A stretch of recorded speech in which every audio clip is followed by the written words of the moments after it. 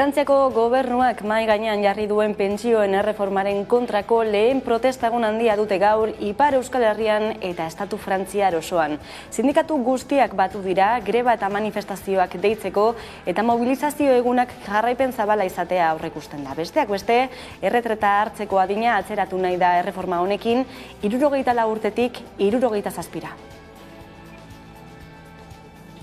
Kaixo guztioi, eguerdion eta ongi etorriak gurean gaur magazinera. Urtarrilak 19 ditu gaur osteguna da. Ipar Euskal Herrian pentsioen aurkako protesta ekintza nagusia Baionan abiatu da goizeko 10:00 Lab eta laborarien sindikatuek ere bat egin dute protestekin. Deitzaileen arabera, estatu osoko garraio zerbitzuetan, trenetan, autobusetan zein hegaldietan eragin nabarmena izaten ari du lanuzteak eta eskola publiko gehienetan eta osasungintzan ere bai. Gaurko mobilizazioak ate luze baten abiagunea izatea nahi dute sindikatuek, Frantziako gobernuak atzera egin eta pentsioen erreforma bertan bera utzi dezan. Emmanuel Macron presidentaren gobernuak aurrera eraman nahi duen pentsio erreformaren aurka egiteko milaka lagun kalera atera dira Baionan. Aurreikuspenak bete dira eta mobilizazio jendetsua egin dute. Beharko dute 2 urte gehiago egin lan eta ez gehiago irabazteko, 53 urte lan behar da egin eta hori denak ezin onartuzkoa dira. Eta ez da lehenik kutsa, ez da hutsa, ez da zilo handirik eta orduan etzen bat ere presarik. Banaketan oinarritutako pentsio sistema ez dagoela arriskuan ohartarazi dute sindikatu guztiek eta horregatik ezerk ez duela justifikatzen hain erreforma bortitza nabarmendu dute. Adibidez, Frantziako azkeneko erreforma aurrera ateratzeko ematen diren datuak ezeztatzea aski erresa da, bakarrikan zenbakitara begiratuta. Alde batetikan historikoki aldarrikatu da segurantza sozialaren defizita eta Frantziako seguritate sozialeko defizita gutxitzen junda azken 5 urtetan, nahiz eta pandemia bat egon, horrek esan nahi du gutxiago gastatu dula edo inbertitu dula estatuak nolabait sistema hori atxikitzeko. Lab sindikatua ere batu da protestara eta bertan eskatu du erretiro hartzeko adina 60 urtera itzultzea 37,5 urteko kotizazioarekin eta gutieneko soldataren araberako pentsioa aldarrikatu du gainera. Hurrengo egunetan ere bai aurreikusten alda ikusita gaurko manifaz jendetsua izan den eta gainera ze eguraldi txarrarekin izan den, badakigu ondoko egunak eta mobilizatuak egonen garera karrikan. Zeren egun bat ez da aski izanen erreforma hori borrokatzeko. Eragile politiko eta sozialak ere batu dira protestara, tartean Alda eta Euskal Herria bai. Elisabeth Born lehen ministroak aurkeztutako erretreten erreforma langile klasearen eta oroak herritarren eskubideen urraketa areagotuko du eta berrimentuan enpresaria handiei eta botere ekonomiko handia duten sektoreei mesede eginez. Frantzia osoan mobilizazioak egin dituzte Parisko gobernuak aurkeztu duen pentsio erreforma geldiaraztea exigitzeko. Izan ere, protestek iritzia aldarazten ez badiote gobernuari datorren astean du onartzeko asmoa. Horregatik hurrengo asteetan mobilizazioa iraunkorra bilakatzeko asmoa dute sindikatuek. Gauzak horrela Euskal Herri osoari eragiten dioten pentsioen erreformak abian daude, nahiz eta aurreko urteetan abiatutakoak ez diren oraindik erabat ezarri. Bere proiektua aurkeztu du dagoeneko Frantziako gobernuak esan bezala, eta gaurko protestagunak iritzia aldarazten ez badio, datorren astean du onartzeko asmoa. Maite Ubiria kazetariak aztertu du zer dagoen Europatik datozen agindu horien atzean. Pentsio publikoen sistema ahultzeko hartzen ari diren neurri ezberdinak testuinguru zehatza batean kokatu egin behar dira, ez? Adibidez, Frantziako azkeneko erreforma aurrera ateratzeko ematen diren datuak ezeztatzea aski erresa da, bakarrikan zenbakitara begiratuta. Alde batetikan historikoki aldarrikatu da segurantza sozialaren defizita eta Frantziako seguritate sozialeko defizita gutxitzen junda azken 5 urtetan, nahiz eta pandemia bat egon, horrek esan nahi du gutxiago gastatu dula edo inbertitu dula estatuak nolabait sistema hori atxikitzeko. Orduan ez dago urgentzia bat eta ezin da zenbakiak eskutan aldarrikatu erreforma hau martxan jartzen ez bada egongo dela kolapso bat sistemarena, beti ere jokatzen dute argudio horrekin, horrek galdu dula sistemak.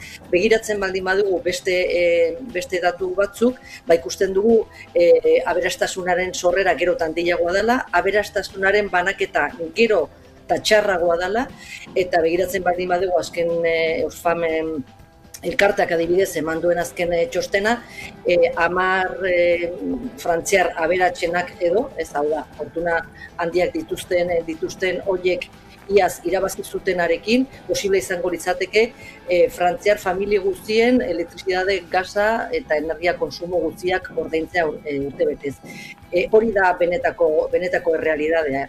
Eta horri gehitu inbartzaio, sektore publiko pribatutik eragiten den presioa. Hau da, ahultzen baldin badire pentsio publikoa, gero eta indartsuago izango dire pentsio pribatuen funtsak eta banketxeek edo asegurantzek proposatzen dituzten produktu horiek.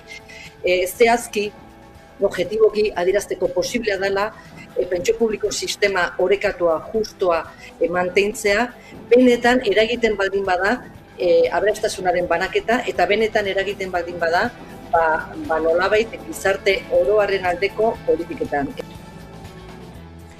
Eta turismoa, pandemia osteko ekonomiaren berreskurapenaren alor oso garrantzitsua izan da Euskal Herrian. Bestelako turismo mota bat, jasangarria eta irisgarria izango dena, da Nafarroako zein EAEko gobernuak azken urteetan indartzen ari diren formula. Gaurtik hasita igandera bitartean, Madrileko Fiturren nazioarteko turismoaren erakusleihoa da Nafarroa.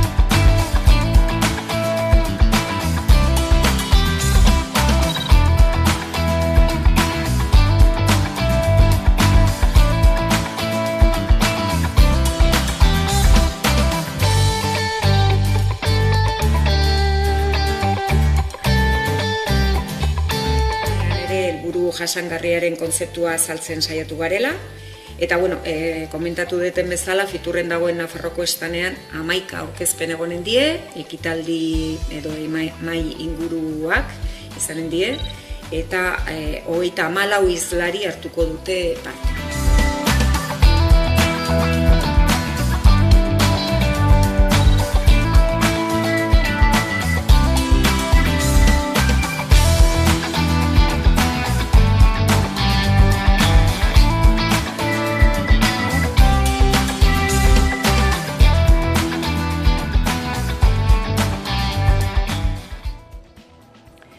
Osakidetzako zuzendaritza nagusiak eta Donostialdeko esiko ordezkaritza batek bilera egin dute profesional sanitarioen erreklamazioei heltzeko.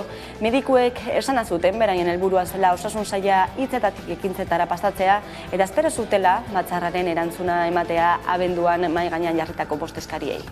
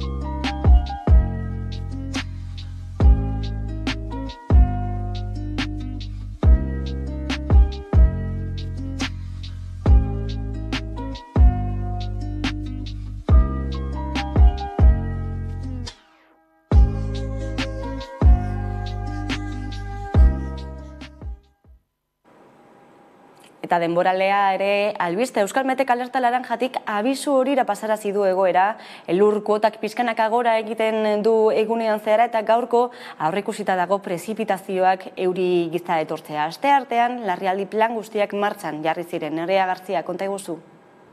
Elurrak Araba eta Gasteiz bizitatu ditu azken egunetan eta udalerri guztiak zuriz jantzi dira. Herritar gehienek garraio publikoa hartu dute, baina batzuek bizikleta hartzea erabaki dute. Kalera atera gara jakiteko Gasteiztarrek eta arabarrek nola jaso dute elurra. Bai, asko. Elurra asko gustatzen zait, eskiatzen dudalako. Asko gustuko dut, bai. Hori egiten duenean, pixka bat, triste zaude baino, elurra egiten duenean, posik zaude, ez dakit. Dena oso poitxa dago, ez dakit.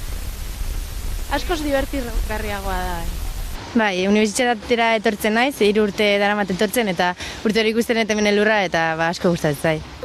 Bai, superpolita da. Hombre, bolaren bat dago handik, baina ez dakit. Elur gehiago egiten badu, agian elur muñeko bat egingo dugu, baina oraindik ez. Oraindik bakarrik bolazko peleak. Oinez, zere nik bizikletaz joaten naiz, eta orain ezin da bizikletaz joan.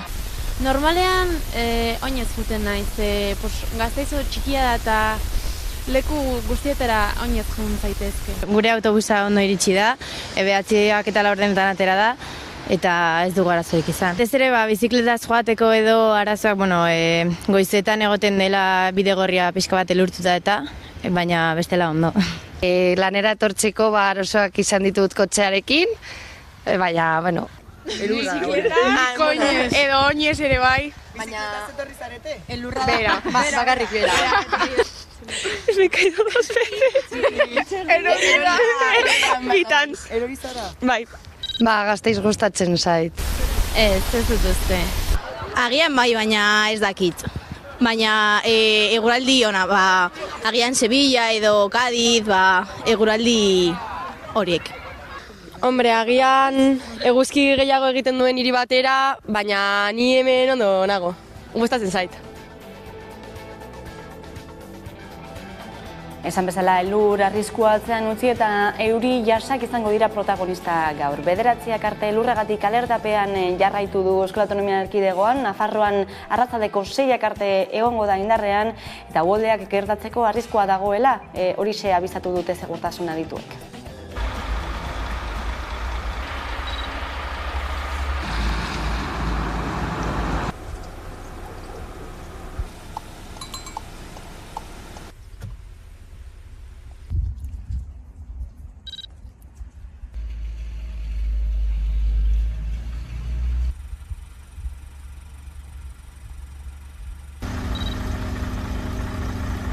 Daukagu eta hori normalien emanaldia, baina normaliza.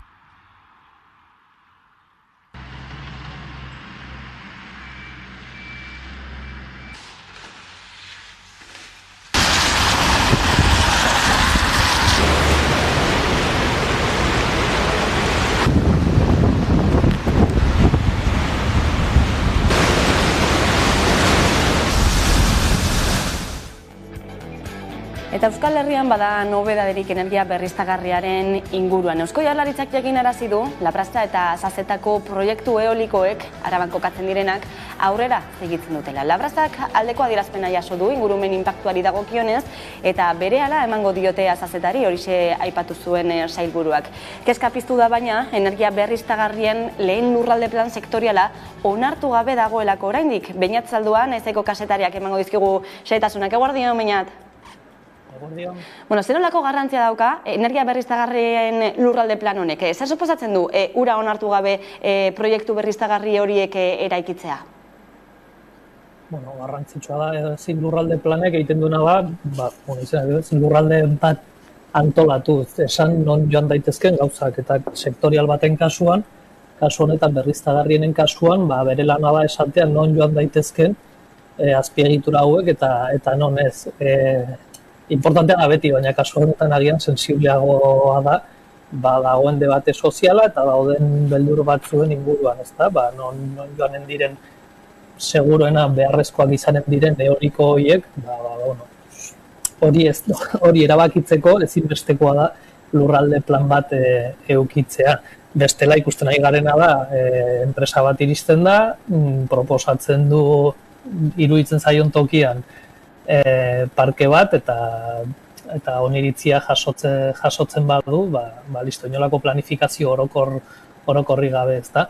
Gainea kontutan hartu behar dugu, oraintxe bertan berriztagarrien boom batean gaudela, ezta. Alde batetik krisi klimatikoaren kontrako planek, baina are gehiago, azken urte terdiko krisi energetikoak, presio nola egin bide, materia fosilak gero eta gutxiak gero eta eskasagoak dira eta gero eta garestiagoak, orduan mundu guztia, industrian eta ekonomian eta gobernuetan akordatu da berriztagarriekin, nolabait esateko. Eta kriston urgentzia sortu zaigu berriztagarriak leku guztietan jartzeko eta kasi edo nola.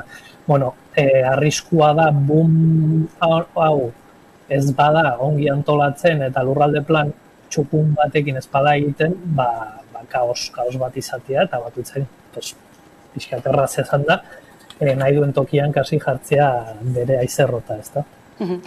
Agerikoa da kezka hori gizartean, ez? Non kokatuko diren zehazki, haize errota erraldoi horiek, zenolako mendikateetan, zenolako herrien ondoan, ez da, agerikoa da, berriztagarrien aurrean badagoela, kezka hori, are gehiago, jakin da, ez, berriztagarrien plan hori gabe ari direla aurrera eramaten proiektuak, baina ezan beharra dago, hori egikaritzerako orduan, hartuko da herritarren iritzia kontutan, herritarrek parte hartuko dute plan hau egiterako orduan minat?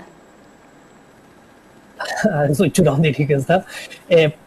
Plana, prozedura martxan dago, ja. 2019an adostu zen legeak dagoeneko esaten zuen martxan jarri behar zela lurralde plan hori egiteko prozedura.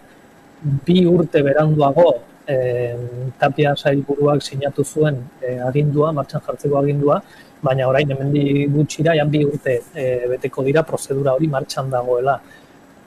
Hiritarren parte hartzea orain arte izan da nuloa, bere sailak bere webean konsultatzen bada, ikusten du ez, apartado bat bere webgunean, apartado bat dagoela hiritarren iritziak eta aportazioak jasotzeko. Gero irakurtzen dituzu parte hartze prozesuen memoriak eta hortik ez da inor sartu, ez da. Ez da bat ere erraza parte hartzea horrelakoetan, behintzat norbanakoentzat. Gero egia da, agente desberdinek badutela beste espazio bat, euren iritzia plazaratzeko. Eta osartzen dira, bai enpresak, baina baita adibidez ekologistak martxan, edo beste talde ekologista batzuk. Baina azkenean esaten nuke erabakitze prozesu nahiko opako eta nahiko burokratiko eta nahiko pixkat gizartearekiko bizkarrez egindako prozesu bat dela. Orduan, eszeptikoa naiz. Baina honek ere esaten nuke bi alde dituela.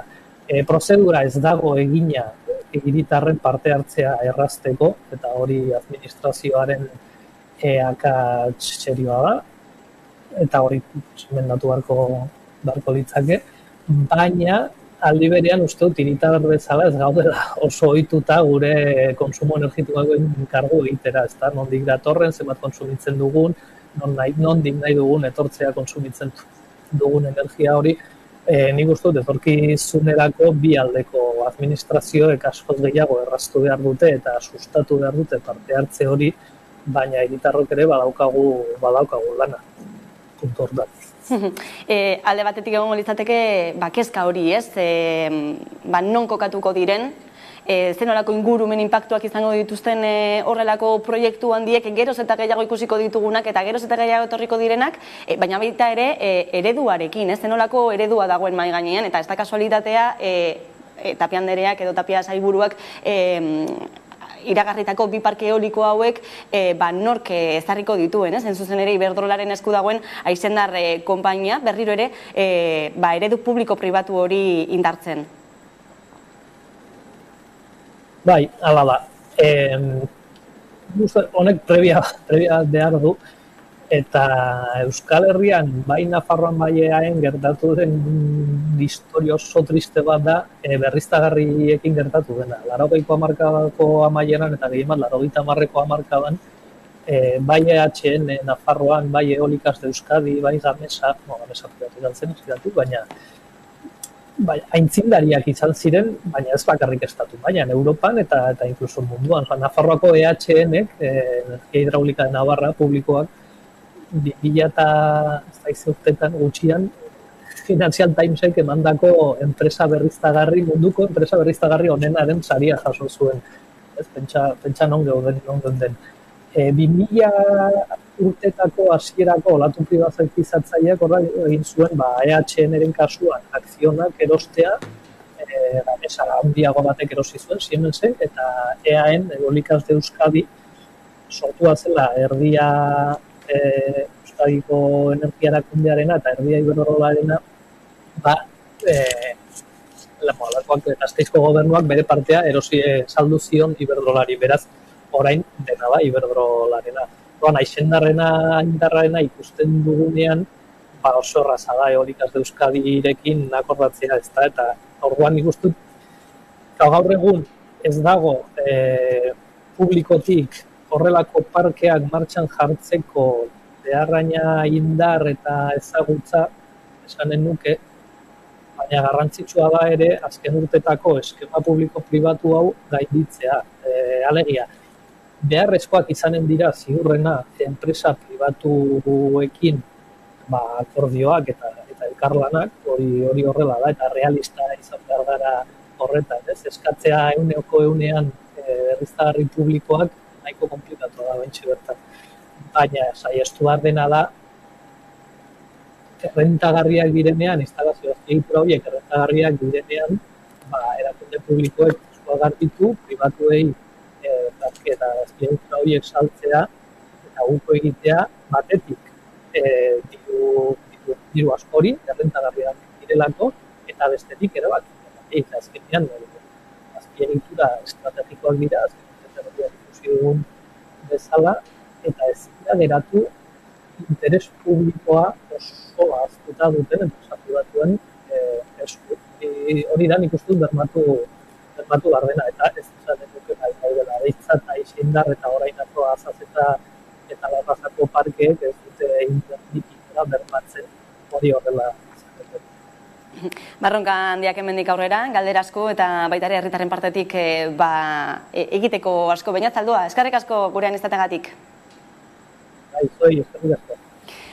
Baipatu berri dugu, kezka sartu delako Labrazako eta Azazetako proiektuek 2025erako martxan egongo direnak, eta bi instalazio hori ez gaine, ondoren aurreratuen egongo liratekeen proiektua Arminonen egin asmo duten ekienea planta fotovoltaikoa litzateke. Une honetan, datuei begiratuta, Euskadik kontsumitzen duen energiaren 10% sortzen du, eta 2030erako 15% heltzea da Eusko Jaurlaritzaren helburua iturri berriztagarriak erabilita. Baina Euskal Autonomia Erkidegoan, bestalde, autokontsumaz ere hitz egin dezakegu. Egun, 55 energia komunitate daude, udalak, herritarrek, eta kasu batzuetan ere, enpresak inplikatu dira horretan guztira, 5.200 pertsona dagoeneko eta guztira 17 megabat instalatuta. Euskal Herriko Unibertsitateko ingenieritza doktorea da, baita Enedi ikerketa taldeko kidea da Koldo Martin Eskudero, eta pantailaren bestalboan daukagu. Eguerdion, Koldo? Kaixo, eguerdion. Zergaitik sortu energia komunitate bat? Nolako onurak dakartza energia komunitate batek? Arrazoiak hainbat egon daitezke, ezta? Orduan, arrazoi nagusi bat eta orokorrean jendea komunitate batera apuntatzearena esan ohi da ekonomikoa, ezta? Bat dago abantai ekonomiko oso handiak eta gaur egun edonori galdetzen baldin badiogu bere faktura elektrikoaren inguruan, ziurgazki interesa izango duela aurrezpen ekonomiko bat izatean, ezta? Komunitate baten, energetiko baten kide izatea, horrelako onura ekonomikoak badauzka, hori alde batetik. Eta gero bestaldetik ere badago ingurumenarekin erlazionatutako ikuspuntu bat. Azken finean badakigu guztiok aldaketa klimatikoaren asuntoa, berotegi efektua eta orduan jakin behar duguna da komunitate energetikoetan sortzen den edo ikusten den energia berriztagarrietatik eratorritakoa dela. Eta hortaz, berotegi efektuaren gazen inguruan, emisioak nuluak izango lirateke ekoizpen prozesu horretan, ezta? Orduan, horiek izango lirateke bi abantai nagusiak, baina horretaz aparte beste hainbat abantai aipatu ditzakegu, ze azken finean ere sustatuko luke ekonomia lokala, ezta? Enpresa desberdinen arabera, ere komentatu dezakegu ere menpekotasun energetikoa ere txikituko litzatekela, ezta? Gure enpresa multinazionalak ekoizten duten energiarekiko eta horreko hainbat hobezpun daude. Era batean esan da, energia burujabetzarekin guztiz lotuta dagoen ekimen bat badela, energia komunitateak sortzearena, autokontsumoarena, baina horrelako komunitate bat sortzeko zer da beharrezkoa? Ekonomikoki bideragarria da gaur egun? Bai, ekonomikoki guztiz bideragarria da, baina kontutan izan behar duguna da, ekonomikoki bideragarria izateko kontsumitzen duguna, ekoizten dugun momentuan kontsumitu behar dugula. Hori da punturik garrantzitsuena, ezta? Orduan horretarako bi irtenbide daude, edo aldiuneko kontsumoa egitea, edo metaketa prozesu bat, ezta? Guk energia metatu dezakegu bateria elektriko baten bitartez, metatu dezakegu hidrogenaren bitartez, metatu dezakegu termikoki, edo beste hainbat modulu erabilita, ezta? Orduan garrantzitsuena da hori, kontsumoa eta ekoizpena bat gutxi gorabehera etortzea edo metatzea.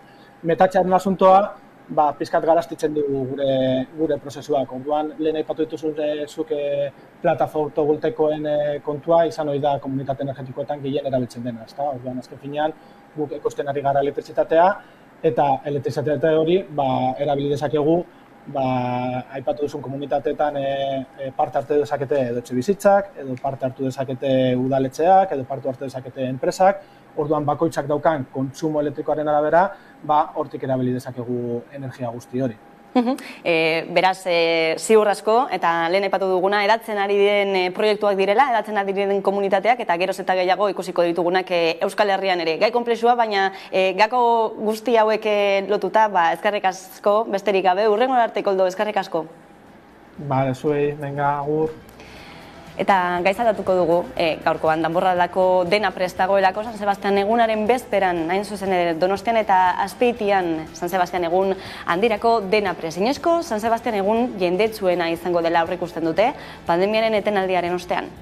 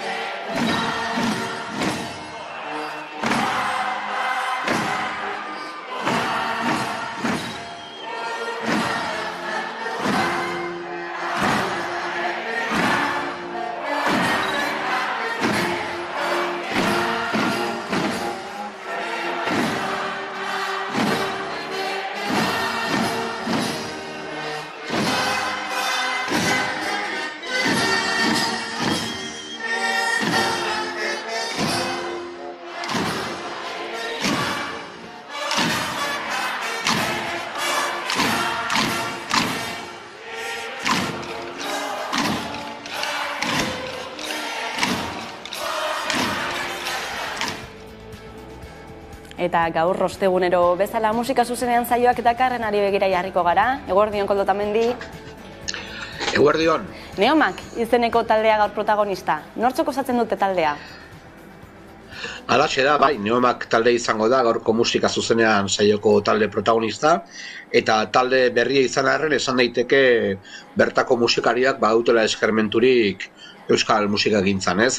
Beraiek aurretik sorginak izan ziren, Kepa Junkeraren alboan aritu izan ziren bere bandan jotzen, eta bakoitzak bere aldetik trikiti munduan esperientzia handiko bidea egina dute, ez? Txapelketetan aritu izan dira, plazaz plaza aritu izan dira, jotzen trikitia eta panderoa, eta egun Neomak izeneko egitasmoan murgildua daude. Aurretik bidea egin dute musikariak beraz, 7 emakume direla ere aipatzekoa, ezta? Neomak taldearekin zen nolako asmo dituzte? Bai, 7 musikarik osatzen dute taldea, esan daiteke trikiti mundutik datozenak direla denak, pandero eta trikitea jo izan dute urtetan zehar, eta egitasmo berri honekin uztartu dute alde batetik beraien mundu naturala, trikitixaren mundu hori, eta bestetik gaur egun erritmoetara murgildu direla, gaur egun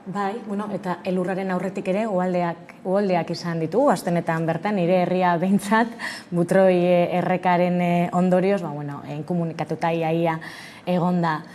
Elurteak, niri benetan postala gustatzen zait, ni oso elur zalea naz, baina egia da, bestelako ondorio batzuk ere ekartzen dauzela. Hain zuzen ere, ni atzo, legebiltzarretik batzar batetik bueltan entorrela, Gasteizeko irtera horretan, ordutxu eta piko itxaroten geldi egon behar izan nintzen, ez? Azkenean, horrelako elurtek eta horrelako arazoak sortzen dituzte, abiadan gero garbitu zuten errepidea eta ondo heldu ahal izan nintzen etzera, baina bai, horrelako arazoak ekartzen dituzte. Anekdotaz aparte, negua oindala asko, hasi izan, asko, behintzat hilabete luze bat bai, eta berandu datoz, elurte hauek, berandu dator, bere bai euria, Gabon jai hauetan izan dugun eguraldi zoragarria, natibidade egunean, eguerdean danok bermuta eguzkitan hartzen, ez da normala izan, gero eta normalagoa izan arren, igual egongo dira beste, ni baino gazteagoa direzan beste belaunaldi batzuk, ez, horrela ezagutu dutela, edo elurra gitxi ezagutu dutela Euskal Herrian, baina hori ez da holan izan, eta nik uste dut bromaz aparte eta postal idilikoetaz aparte gai garrantzitsu bateri eutxi barriakola, eta hori da aldaketa klimatikoa. Eta honetan, guk gizakiok, kulpa handia daukagula, ez da, gure esku hartze horrek ondorio larriak izan ditzakelako, gure planetarentzako, gure etxearentzako.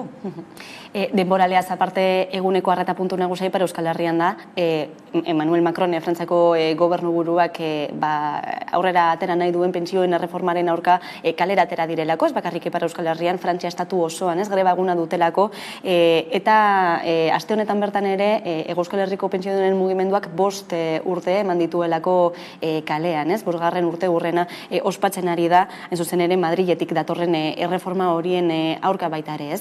Euskal Autonomia Erkidegoan herritarrek jasotzen duten pentsioa neurrizkoa dela iruditzen zaizu?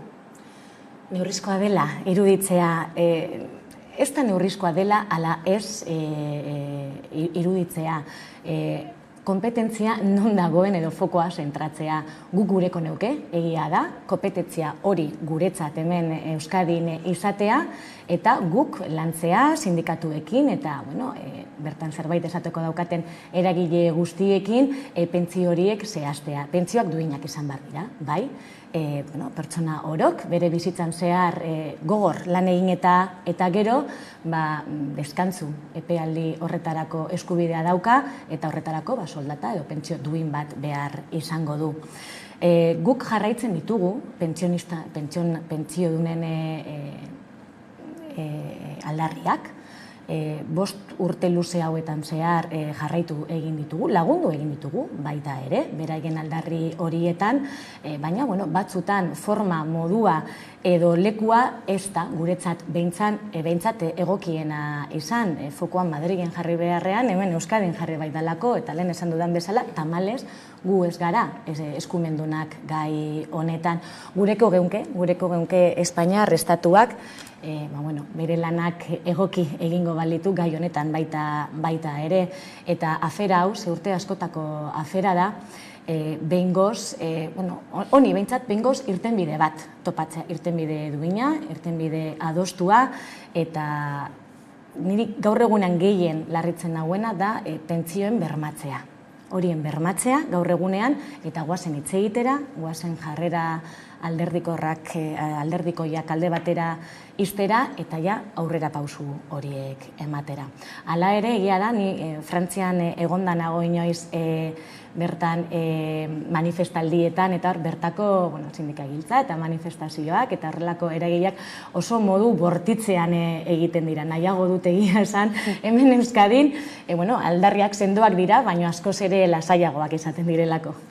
Indarkeria matxistari buruz ere, gaurkoan hain zuzen Eusko Jaurlaritzak biktimentzako arreta hobetzeko erakunden arteko 3. akordioa onartu duelako, ezta? Zein da apustua? Bai.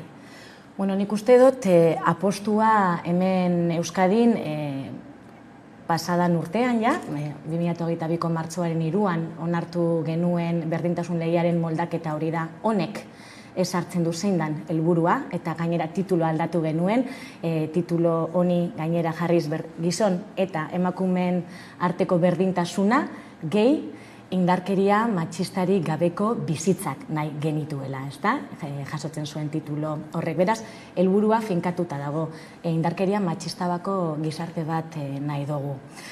Tamalez, ez dugu lortu, 2022 oso gogorra izan da, indarkeria kasu eta maitzen inguruan, eta 2023 hasi berri duguna ere, ez da izaten egia esan oso positiboa, ez? Aspektu horretan, indarkeria kaso bat egonda, jada, ezin gara erlajatu. Baina egia da baita ere, euskal erakundek eta euskal esango dut kasu honetan, euskal erakunde guztiak hauek iritzeko lanean ari direla. Konpromeso sendoa dutela eta benetan sinistuta daudela. Gaitz honi aurre egin behar zaiola. Gaitza dalako kasua da emakumeak erailtzen ari direla emakume izateagatik. Eta premisa honetatik ez bagara irtetzen, ezin izango diogu erantzun on bat emon. Diagnostikoa egin beharra bada, oinarria hauze da, indarkeria existitzen dala, estrukturala dala eta generoa dauka, biktima emakumea dalako. Bestelako biktima batzuk, bigarren mailakoak eta barregon daitezke, baina biktima printzipala emakumea da eta honi aurre egin behar zaio, dauden baliabide guztiekin. Eta hirugarren akordio hau horietariko bat da. Azken finean, biktimei arreta eta laguntza emateko koordinazioa beharrezkoa da. Ez bakarrik erakunde ezberdinen artean, erakunde baten bertan baitan dauden departamentu ezberdinen artean baita ere, adibidez Jaurlaritzan hor daukagu osasun saila, baita ere gizarte politiketako saila, baita ere hezkuntza saila, segurtasun saila, guzti horien artean lan partekatua egon beharra dago eta baita ere koordinazioa. Jaurlaritza eta aldundien artean, Jaurlaritza aldundi eta udalen artean, bestelako eragile batzuek ere parte egin dute, mugimendu feministak ere badauka bere espazioa, akordio honetan, kontsultiboa bezala, emakunde hor daukagu, bere lidergo horrekin jarraituz, elkarlana funtseskoa da. Eta errekursoak baita, eta nik uste dut, Euskal Gizartek berriro ere diot, demostratu dutela, beraintzako garrantzitsua dela, ez bakarrik horrelako baliabide pertsonalak jarriz, baita ere baliabide ekonomikoak jarriz. Alde batetik biktimen behar izan horiek detektateko eta erdigunean kokatzeko, baina baita ere ez fokua erasotzaileen jartzen hasteko, ez da? Bai, azken aste hauetan, ikuspuntu ezberdin batez, mai gaineratzen ari da. Gai honen inguruan aspaldi hitz egin izan da, mugimendu feministatik etorri izan den aldarria edo eskaria izan da, emakunderen barnean ere bai, gure erakundetan ere hausnarketak egin izan dira, egia da gai honen inguruan gu eskudunak izan arren beste lege orokorra Espainiar estatutik datorrela baita ere, eta paradigma bertatik ez bada aldatzen guretzako zailagoa izango zala, bide hori jasotzea. Paradigma aldatu dela ikusten da, eta orain guk hemen gure baliabide guztiak, protokolo guztiak eta aldatu egin beharko ditugu paradigma berri honetara moldatu izateko. Nik egok ikusten dut eta positibo ikusten dut, azken finean biktimaren rebiktimazio bat jasatzen ari izan, azkenean biktima zara eta ganera zuk zaindu behar duzu zure burua eta ganera zu zara norbaitekin, norbait lagundua ibili bar zarena, 24 orduz, eta non dago bien bitartean erasotzailea, bere bizitza modu aske batean egiten, Orduan, guk bai ikusten dugu egoki, orain jarduteko aldaketa bat da, eta orain indar guztiak aldaketa horretan jarri behar dira, eta dana egoki egin daien. Egunotan ere zer esan eman du, ezta? Gaztela eta Leonek aurrera eman nahi duen abortatzeko eskubideren aurkako neurri horiek, nola jarraitzen ari zarete gaia? Zer egia esan bitu, lehen esaten duen Euskal erakundeak, zorionez, bestelako erakunde batzuk daude Euskaditik kanpo, horrelako imagina eta horrelako adibideak emoten dituztela, eta malgarria da. Hau emakumeen kontrako eraso bat da. eraso zuzena ganera. Abortuaren legeak jasotzen duena honen inguruan da, bere haurdunaldia eten nahi duen emakume horri, amatasunaren aldeko informazioa emango zaiola, laguntzak eta barri izango dituela. Hori baino ez. Gaztela eta Leongo boxek planteatzen duen guzti hau eskubideen urraketa bata, legea ez betetzea da ganera, eta uste dut guk honelakorik ezin dugula onartu, eta zorion ez dugula onartzen hemen Euskadin apustu egin dugu aspalditik, legebiltzarrean ere, bai daukagu talde berezi bat, emakumeen sexu eskubideen eta reprodukzio eskubideen aldekoa, eta bertan bermatu behar duguna, eta gure gizarteak jaso behar duen mezua, hau da, emakumeak daukatela eskubidea ama izateko edo ez izateko, eta erabaki hori modu librean hartu al izateko, eta gainera segurtasunez hartu aldezaketela erabaki hori, eta duintasunez. Ez da erabaki erreza abortatzea, eta gainera horrelako exigentziekin emakume pairatzen duten zaurgarritasun hori bikoiztu egiten da, ez da onargarria. Gaizadatuko dugu Madriletik etorri den beste neurri batekin edo beste proposamen batekin, eta hori izan da errefuxiatuak hartzeko nazioarteko zentro bat eraikitzearena Gasteizen. Eusko Jaurlaritza aurka agertu da Madriletik etorri den erabaki honen aurrean, zer gertatu da, zergaitik? Bai, Eusko Jaurlaritza bakarrik ez, Arabako Foru Aldundia eta baita ere Gasteizko udala erabaki honen kontra jarri da. Arrazoiak bi dira, eta nik uste dut gainera pisuzkoak direla. Lehenengo eta behin, Espainiako estatuak erabaki hau alde bakotasunez hartu duela, eta ez dela konsultatu erkidegoarekin, ez da udalarekin, ez da aldundiarekin, proiektu honen inguruko ezer. Eta bestalde batetik, eta oso garrantzitsua baita ere, ez da galdetu gure eredua ezberdina izan da, eta hori badakite. Euskadi harrera herria da. Guk hemen badaramatzagu urteak harrera egiten errefuxiatuei eta asiloa behar duten pertsona horiei, eta guk hemen daukagun ereduak guztiz, behintzat Espainiar Estatuak planteatzen duenarekin guztiz kontrakoa da. Guk hemen zer bermatzen dugu, zeren aldeko apostua egiten dugu, norbanakoaren beharrizanei aurre egitearena. Eta Espainiatik datorren proiektu honetan kolektibidadearen printzipioa ezartzen da. Guk uste dugu pertsona hauek kanpotik etorri behar izan dutela oso egoera larrietan, oso egoera latzetan, atzean utzi behar izan dutela dana, ez bakarrik materiala, kasu askotan familia, gauza ugari, eta pertsona horiek, bakoitzak, beharko du, bere laguntza eta bultzada banakakoa, eta ez kolektiboa. Hori da gure apostua, eta hori da guk hemen egiten duguna eta egin nahi duguna. Eta horrelako proiektuak ez dute laguntzen, hori horrela izan dahian. Besteak beste eta atzo gertatutakoa ikusita, berri hori mahai gainean jarri duzu Gernikako estatutuak betetzea, transferentziak behingoz leku aldatzea, esku aldatzea, besteak beste migrazioaren gainekoa. Horrek zein nolako aldaketak ekarriko lituzke? Gure eredua ezarri alizatea hemen Euskadin. Nik ez diot hobeagoa denik ala ez, baina gurea da. Eta orain arte funtzionatu egin duena. Eta gainera Euskal Gizarteak babestu egiten duena. Horrelako kasuetan aurkitzen garen bakoitzean Euskal Gizarteak erakutsi du zer nolako solidarioak garezan, zer nolako harrera egiteko kapazitatea daukagun, eta gainera ikusi dugu gure erakundek ahalmena daukatela, harrera hori egiteko eta ondo egiteko. Eta kanpotik datozen pertsona horiek gure gizartean modu egokian gizarteratzeko. Transferentziek zer esan nahi dute? Hurbiltasuna, azken finean, nork daki hobetoen guk hemen zer behar dugun. Eta horretarako dira transferentziak, lege organiko baten ez betetzea dela aparte utziaz, eta aparte utziaz, baina bere garrantzia izanik.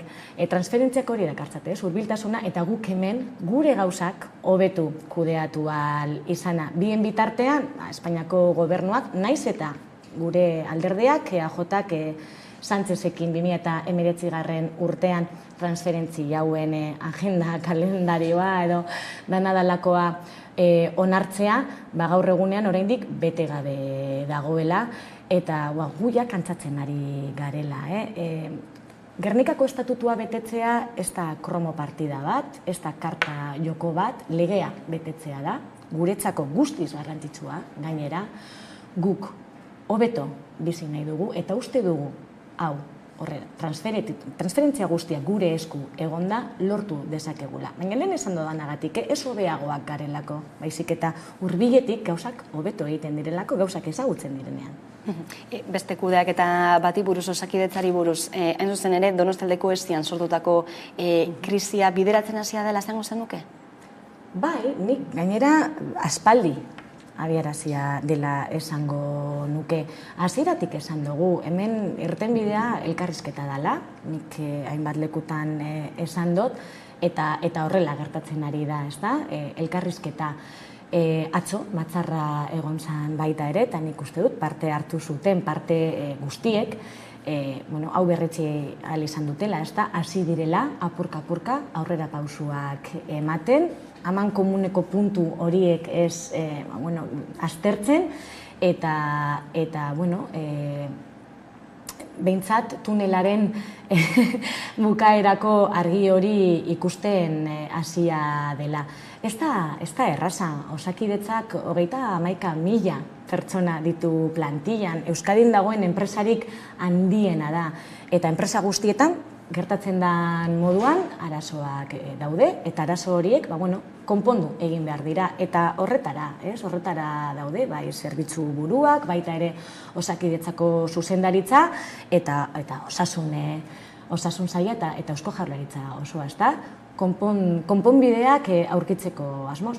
Bada esaten duenik dena den Osakidetzan dagoen krisia sakonagoa dela, ez? Ematen den arretarekin lotuta, itxaron zerrendako soluzioak direla, atzerapenak badaudela, herritarren artean dagoen sentsazioa da, agian behin izandako Osakidetza hori gaur egun ez dela berdina. Bai, itxaron zerrendekin arazoak daude, hori egia da, eta nik uste dut ez dela inoz hori izkutatu nahi izan, baina arazoa ez da hori, arazoa askoz ere sakonagoa da. Eta pandemia batetik irtetzen ari garela oraindik. Eta erronka berriak dituela gure gizarteak, ez bakarrik Osakidetzak, gure gizarteak baita ere. Gaixo gehiago ditugu. Gure biztanleria gero eta zaharragoa da, zaharkituagoa dago. Gaixotasun kroniko gero eta gehiago ditugu. Azpiegitura berriak ere bai gero eta gehiago. Ikerkuntzarako gero eta diru gehiago jartzen da, eta ikerkuntza gehiago beharrezkoa da gainera. Eta honi lotuta, berriro diot, pertsonala beharrezkoa dela, espezialitate batzuk faltatzen direla, guzti honi lotzen badiozu, oraindik pandemiatik urten berri edo urtetzen ari garela, sakoneko arazo batekin aurkitzen gara. Horrek ez du esan nahi, guk beti ezagutu dugun Osakidetza ez dela hueltatuko. Horrek esan nahi du, egoera honetan, Osakidetza eta osasun saila birformulatze plangintza bat antolatzen ari dela. Arreta gero eta hobeagoa izan dadin, arreta optimizazio plangintza batetan sartuta dago oraintze bertan, etorkizuneko erronkak horiek dira, zerbitzu kartera berria dauka Osakidetzak, osasun mentala, hainbeste hitz egiten dugun osasun mental, hau baita ere zerbitzu karteran sartuta dago. Guzti honi forma eman behar zaio, eta forma ematen zaion bitartean, apurka berriro ere jenteak ezagutu izan duen Osakidetza hori ezagutuko du. Itxaron zerrendak ez dira oraindik 2019 baino lehenagokoak, pandemia aurretekoak batzuk adibidez, erraz bueltatu ahal izan dira lehengoko zenbaki horietara, beste batzuk ez hainbeste espezialitatezkoak, adibidez, espezialista falta daukagu baita ere. Orain, 919 postu barri urtengo dira Osakidetzako, eta guzti hau 2023ko aurrekontuetan jasota dago. Nik uste dut jendeak argi izan behar duela arazoa tamainuzkoa dela, konponbide bat jartzen ari dela bai saila eta bai Eusko Jaurlaritza, eta konpromiso horrek ezin duela dudarik izan. Nik uste dut adibiderik argiena dela 2023ko aurrekontua. 2023ko aurrekontuak, Osakidetzak edo Osasun Sailak, 4.600 milioi euro ditu aurrekontua. Inoz izan den aurrekontorik handiena. 2.100 euro pertsonako inbertitzen dira hemen Euskadin osasun arloan. Lehen esan dudan bezala, ia 1.000 pertsona gehiago plantillara, 30.000 profesional ditu Osakidetzan lan egiten. Konpromisoa sendoa da, aldeko apostua sendoa da baita ere, baina, arazoak gertatzen dira eta horiek konpondu egiten dira, eta horretan ari da Osasun Saila. Pazientzia eskatzen diezue beraz herritarrei? Bai, pazientzia danok behar dugu. Hauek ez dira egun batetik bestera konpontzen diren arazoak, bere hausnarketa behar dute, eta bere aldaketak egin eta gero ikusi nola doan. Osasunaz hitz egiterako orduan askotan pazientzia eskatzea zaila egiten da, osasuneko arazoak direlako, eta osasuna eta bizitza batzutan dagoelako tartean. Bai, eta hori gainera danoi afektatzen jaku, osasun arazoak nik ere bai ditut, frogak, familia artekoak, eta kasu batzuetan oso esperientzia onak izan ditut, pandemia honetan eta pandemiatik irtetzen garen sasoi horretan, eta beste batzuk ez ainonak, baina bai, nik eta mundu guztiak denok izan beharko dugu pazientzia hori, baina nik uste dut, honek berriro ere aurrera egingo duela, eta gizarteak orain daukan sentsazio hori atzeraka egingo duela. Nik uste dutanok ohartu behar garela, gizarte aldatzen ari dela. Gure behar izanak aldatzen ari direla, eta administrazioa ere ezberdina dela. Orain egin behar duguna da, 3 pieza hauen arteko uztartzea, nola sendotzen dan, pintzat ez hausnartzea, baizik eta martxan jartzea. Euskarari buruz ere, azken aldian ikusten ari garelako, baina eta berriro nola hartzen ari diren erabakiak auzitegietan Euskararen gainean, ez? Zer deritzozue, dekretuak aldatu behar dira edo zerkari du utz egiten beti Euskararen gainekoak epaitegietan amaitzeko? Bai.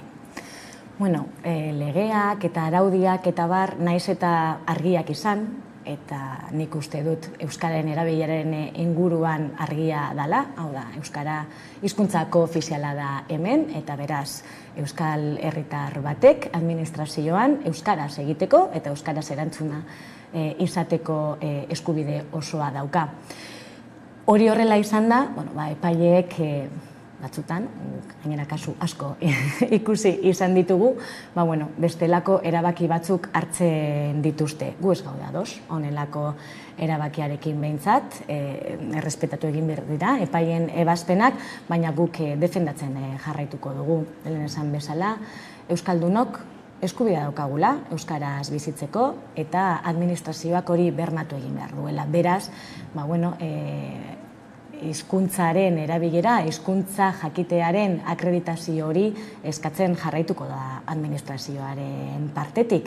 Ikusiko da, ze funtziorako eskatzen dan, ze lanetarako eskatzen dan, baita ere garrantzitsua da tokiaren testuinguru linguistikoa zein dan, kontuan izatea, eta bar, baina Euskaldunok, lehen esan bezala, eskubidea daukagu. Administrazioan euskarazko harreman bat izateko, eta beraz hori bermatuta geratu behar da. Legealdiaren amaieran sartuta gauden, nola baita esateko, eta hitz egin dugu elkarrizketa honetan zehar, ez da zenolako garrantzia duen eskumenak hemen izatearena, uste duzu, denbora edo tartea izango dela, edo behintzat behar hori ikusten duzue, borondate hori badaukazue berriro ere autogobernu ponentzia berraktibatzeko? Gustatuko litzaiguke. Egia esan, Eusko Alderdi Jeltzaleak ez dauka autogobernu ponentzia hori kajoi batean gordeta beteirako. Gure asmoa hori kajoitik ataratzea da. Baina errealistak bagara, uste dugu orain unea ez dela kanpora begira eta ez dela barrura begira. Alde batetik, Espainiar estatua daukagu, Sánchez beste klabe batean dago, beste leku batean dauka, elekzioak gora, elekzioak bera, eta gurekin hartutako akordio horrek astuta ditu. Eta momentu honetan, naiz eta guk sakatu ez ditu aurrera eramango. Guk, sinatuta geneukan berarekin baita ere, lurraldetasunaren hausnarketa hori abian jartzea, gure eskariak oso errezatira, voluntade kontua baino ez da, eta hauek dira, naziokotasun hori kontuan ebaintzat hartzea, bilateralidadea, arbitro neutral bat izatea, eta erabakitzeko eskubidea ez da posible izan, ez dugu uste hurrengoko hilabetetan posible izango danik, eta gero bestalde batetik guk hemen ere bai, barne mailan landu egin barritugu gauzak, abertzaleak garen alderdien artean, edo bintzat euskal alderdien artean ez, eta pena bat da, legebiltzarrean ponentziak lan majoa egin zauelako, hilabete pilo bat eman izan dituzte, eta hor lan oso garrantzitu eta interesgarri bat dago, adituek egin zuten beraien txostena. Hor, baditugu gainera identifikatuta taldeen artean amankomunean ditugun puntuak, eta amankomunean zeintzuk ez ditugunak. Horiek saihestu, edo horiek eztabaidatu, edo horiek adostu beharko genituzke. Ezer egin aurretik Espainiako estatuarekin, bestela esan ezer posible izango.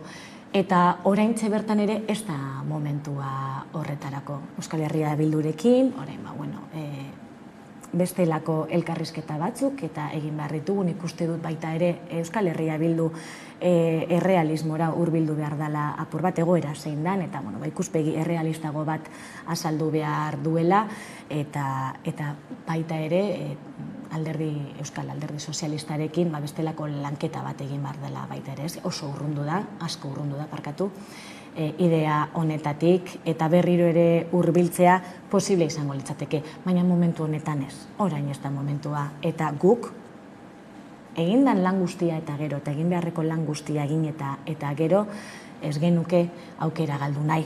Beraz, momentu edo unerik egokiena ikusi nahi dugu, hau aurrera urten dadin, hori bai dalako gure asmoa eta desiratzen duguna. Eta gero bestalde batetik baita ere, gizarteari begira. Gernikako estatutua onartu zenean, gehiengo handi batez, bestelako sentsibilizazio edo bestelako nahi edo bestelako desioak zeuden Euskal Biztanlerian. Gaur egunean, nik ez nuke esango hilda daudenak, baina bai bintzat lokartuta. Eta horiek ere bai berpiztu beharra dago. Beraz, danok daukagu lana egiteko. Lan hori egin eta gero, une egokia agertzen danean, atarako dugu. Hori bai dalako gure desioa. Bale, Izuri Arrizabalaga, Jotaren legebiltzarkidea, eskerrik asko beste behin Hamaika Telebistara gerturatzeagatik. Zeuri. Horren arte.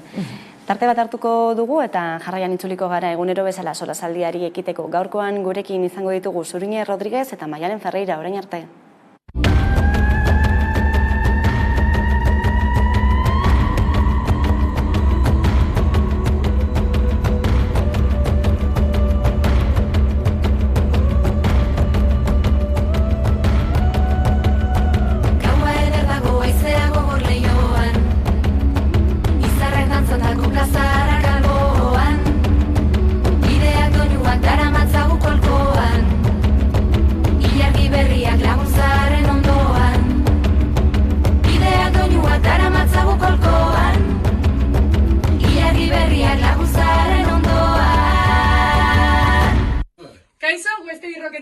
Eta gaur Hamaika Telebistan bizi musika saioan gure bideoklip berria norabiderik gabe aurkeztuko dugu. Espero dugu zuek gustukoa izatea. Bueno!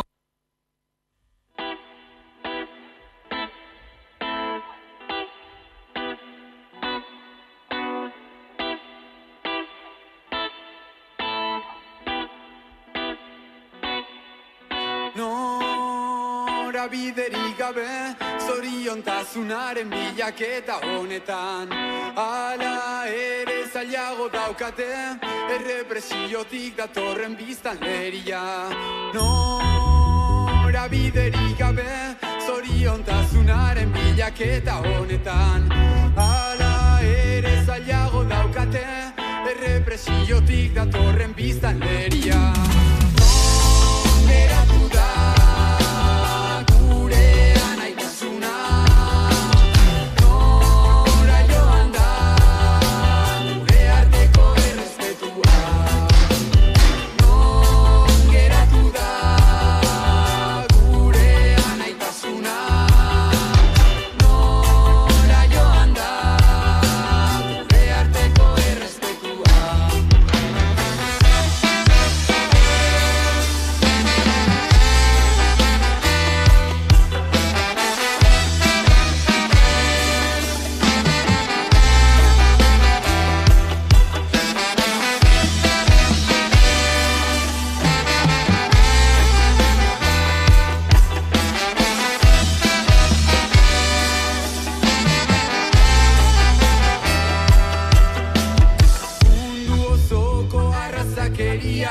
gure gizartearen lotxa iturria. Egoera latzetan bizi dira, gure arraza berdinekoak ez baitira. Respect a human, not a bad man. Over unity for each and everyone. Many people hate kill me, no understand. I'm fighting like a warrior, fit them fire ban. Free brothers and sisters, smash up the empire. Everything grease. So take your time, come on see us playing this Jamaican style. The steady rockets come and let's leave Babylon. Non geratu da gure anaitasuna. Nora joan da gure arteko errespetua. Non geratu da gure anaitasuna.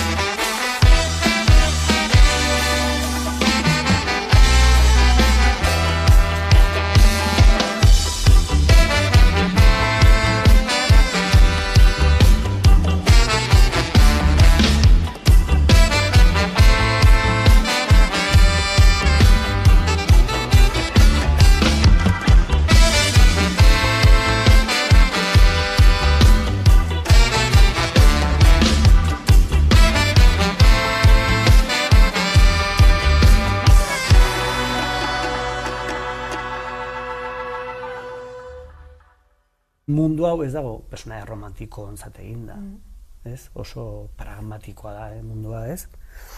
Eskakizun laboral handia daude, ekonomikoak, ezagit, ez? Produzioaren gurpilan sartzeko premia handia dago, orduan erromantizismoa ez da bat ere, ez? 21. mendekoa, ez?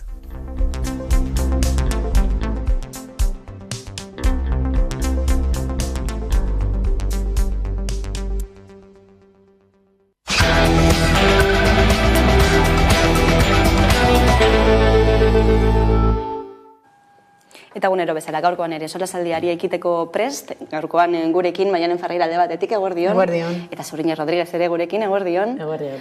Nola ez, eta eguneko arreta puntu nagusira begira jarriko gara, Ipar Euskal Herrian egiten ari diren greba horretara, estatu frantziar osoan eratzen ari den greba horretara eta hain zuzen ere pentsioen erreformaren aurka. Macronek aurrera eraman nahi duen pentsioen erreformaren aurka. Eta besteak beste, aurrera atera nahi dituen neurriak dira, erretiru adina 64 urtetik 67 atzeratzea, eta baita ere erretiro edo pentsio osoa kobratzeko 53 urte lanean igaro izatea. Emmanuel Macron presidentearen gobernuak aurrera eraman nahi duen pentsio erreformaren aurka egiteko milaka lagun kalera atera dira Baionan. Aurreikuspenak bete dira eta mobilizazio jendetsu egin dute. Beharko dute 2 urte gehiago egin lan, eta ez gehiago irabazteko, 53 urte lan behar da egin, eta hori denak ezin onartuzkoa dira. Banaketan, oinarritutako pentsio sistema ez dagoela arriskuan adierazi dute sindikatuek, eta ezerk ez duela justifikatzen hain erreforma bortitza.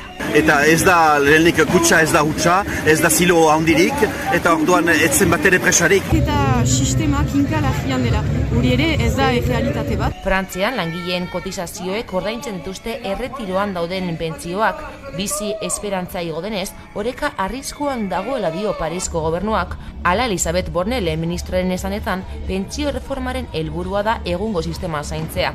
Baina datu horiek ezeztatu dituzte askok. Ematen diren datuak ezeztatzea aski erresa da, bakarrikan zenbakitara begiratuta. Alde batetikan historikoki aldarrikatu da segurantza sozialaren defizita eta Frantziako seguritate sozialeko defizita gutxitzen junda azken 5 urtetan, nahiz eta pandemia bat egon, horrek esan nahi du gutxiago gastatu dula edo inbertitu dula estatuak nolabait sistema hori atxikitzeko. LAB sindikatua ere batu da protestara eta eskatu du erretiro hartzeko adina 60 urtera itzultzea 37,5 urteko kotizazioarekin. Eta gutxieneko soldataren araberako pentsioa aldarrikatu du gainera. Urrengo egunetan ere bai aurreikusten alda ikusita gaurko manifaz jendetsua izan den eta gainera ze eguraldi txarrarekin izan den, badakigu ondoko egunak eta mobilizatuak egonen garera karrikan. Zeren egun bat ez da aski izanen erreforma hori borrokatzeko. Eragile politiko eta sozialak ere batu dira, tartean, Alda eta Euskal Herria bai. Langile klasearen eta oroak herritarren eskubideen urraketa areagotuko du eta berrimentuan enpresaria handiei eta botere ekonomiko handia duten sektoreei mesede eginez. Frantzia osoan mobilizazioak egin dituzte Bornek aurkeztu duen pentsio reforma geldiaraztea exigitzeko. Izan ere, grebak iritzia aldarazten ez badio Parisko gobernuari, urtarrilaren 23an du onartzeko asmoa. Horregatik mobilizazioa iraunkorra bilakatzeko asmoa dute sindikatuek. Kaleak hartzeko egunak gaurre, Ipar Euskal Herrian eta Frantzian osoan esan ere asko dago jokoan, ezta? Bai, hori da, ez. Frantzian duten protestatzeko gaitasuna, ez. Niri, bai, harritu dit, ez. Macronen jubilazioa adina 62tik 64 urtetara igoko duela, ezan, eta sindikatuek 48 ordutan ez greba horrokor bat antolatu, eta Espainian aldiz, badakigu, ez, jubilazioa adina 67 urtetan dau, ez dakigu gehiago igoko duten ala ez. Eta, greba orokor bat antolatzen, estatu mailan ez da antolatzen azken 10 urtetan, hortaz gertu gaz, baina handia da, ez? Bai, ez, egia da, eta begiratzen diogula Frantziari, ez, baterasun sindikal horri ez miresmenaz, baina bai esan behar da 2010tik etzela lortzen ere Frantzian baterasun sindikal hori, beraz hori ere erakusten dugu, sindikatuek ze kapazitatea izan dute honetan, ez? Hemen baditugu nik uste bi aldagai importanteak direnak, batetik da gaur zer ze birika edo ze pultzu ikusten den kalean, eta gero ze birika horren ondorioak zeintzuk izango diren politika instituzionalean. Gogoratu behar dugu, eta oso importantzia dela, Sarkoziren gobernuan jadanik igozala jubilatzeko adina 60tik 62ra. Espainiako adina ikusita ja bere momentun, Frantziarekin alderatuta interesgarria dela ikusteaz aldaketa, eta justuki ez, igoera horren kritika baliatu zuela, Macronek bere kanpaina elektoralean esateko ez, bera Sarkozik egindako hori kenduko zuela, alegia jeitziko zuela jubilatzeko adina, eta orain momentuntan justu egin du kontrakoa proposamena, maigainen ipini digun proposamena da igoera. Zergatik jarri digu hause, justuki ez, maioria parlamentaria bat ez duelako, eta errepublikanoen babesa bilatzen ari dalako. Nere ustez, ez dakit ze punturaren Macronek pentsatzen zuen baterasun sindikal hori egongo zala ala ez, eta orduan egiten dezunean ez, kausa-efektu hori kontrolpean, ez dut, aldego egi, lortuko dugu aurreatea, iskanbila gutziko. Nik uste dut, ikusiko dugula ze ondorioak dakatela, baina igual krisi baten atarian gaude, Macronen krisin baten atarian gaudela, eta gero ere egia da, ikusi gara gula sekundur arte sindikatuak kapasak diren justuki buelta emoteko egoerari, ez? Europa osoan dena den ikusten ari gara, ez? Nola ontzen ari diren pentsioen erreforma hauek neurriak gogortuta edo indartuta, ez da? Esaterako Espainiar estatuan, Hego Euskal Herrian aske ezaguna daukagu erreforma hori, orain Macronen proposamena, dena den, eta atzokoan ere, edo aste honetan ere, Intermon Oxfamek, ez? Txosten bat atera du, berretxita, ez? Nola batzuen aberastasuna geroz eta handiagoa den, ez? Beraz, askotan jartzen den argudio hori, ez? Erreforma hauek nahitaezkoak direla, bestela pentsioen erreforma ez dela sostengatuko, ez? Diru poltsan defizita egongo dela, ez? Agian beste toki batetik ere hartu behar direla kontuan. Bai, hori izango zen klabia, ez? Baina nire ustez, alako neurriak ontxe planteatzia, bai, zurinik esan dago moduan, igual, estrategia politikoa bada, ez? Eurek konturatzen die, behar bada, sektore batzutan, edo sektore batzuko botoak ez dituztela lortu, ez? Badibidez, Frantzian ez da kasualitatea, ez? Gehien babesten dituzten neurri hauek, die ejekutiboak, pentsiodunak eta enpresak. Hortaz, boto horrek bere ganatzea, hori izan nahi dagoen Macron, ez? Espainian aldiz, igual pentsiodunak die justo kaleetan irtetzen dienak hori protestatzeko, segatik da hori, kontuan hartzen dutelako beuren pentsioa, baina bai, ze pentsio izango duten euren semeak eta euren biloak, ez? Hortaz, garrantzitsua da, bai, pentsatzea biak, Europa guztian, baina bai, segatik garrantzia ematen dutzeu pentsioei da. Gu badakigulako, zenolako pentsioa jasoko ditugun, ez? Osea, gaztik badakigu igual pentsioak ez dugula jasoko, eta ontxe, ekonomia eramaten dago, ez? Pentsio pribatu batzuera, gure bizitza pentsatzea, ez? Ni behintzat eta ni inguruan ikusten dut, ez? Gazte geroz eta gehiago ez daukugu esperantzarik lako pentsio bat jasotzeko. Atzekabe hori badago, ez Domine? Bai, badago, eta gainera, kontu honekin badirudi, ez? Kontu individuala dala, ez? Erantzukizun individuala dala. Eta ez bakarrikan pentzioekin, ez? Nik ari naiz pentsatzen osasunean, ari naiz pentsatzen hezkuntzan, ari naiz pentsatzen beste kontu batean. Egia da, eta Espainian hala da, ez? Krisi demografiko baten bueltan gabiltzala, ez?